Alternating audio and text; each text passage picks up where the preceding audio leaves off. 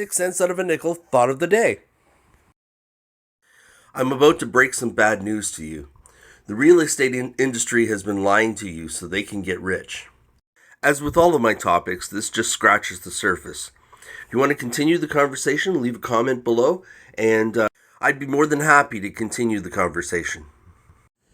You've been told your house is an asset. You've been told your house is an investment. What if I told you were being told lies? I'm going to prove it to you. First of all, your house is not an asset. An asset in business is something that makes money for you, creates an income. A house doesn't do that. It costs you money. You have to pay to service the debt of the mortgage. You have to pay for extra heating costs and lighting costs for a house that's larger. You have to pay property taxes. I mean, the more your house is worth, the more the property taxes are. It's a liability. It's not an asset. Yes, sure, it's a store of wealth. You do create capital. You create equity by doing it, but equity is simply dead money.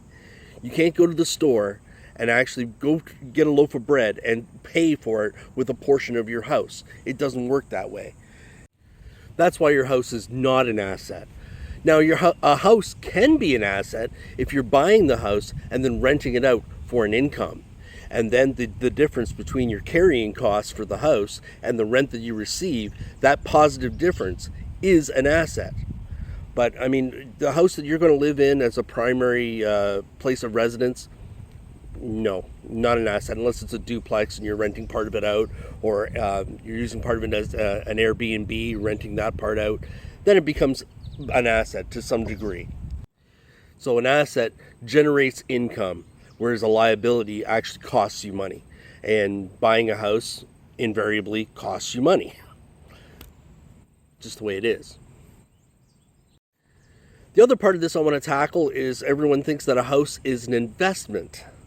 No, it's not an investment. There's a piece of that saying missing.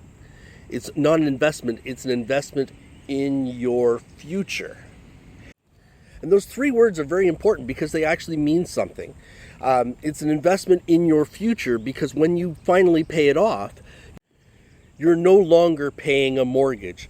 So you've taken one bill of your monthly bills, you've taken one bill off the table. And when you take that bill off the table, you take that same amount of money and you put it away and you invest that money, and then you have money to retire on. And that's how it becomes an investment in your future. But in and of itself, it's not an investment. And here's why.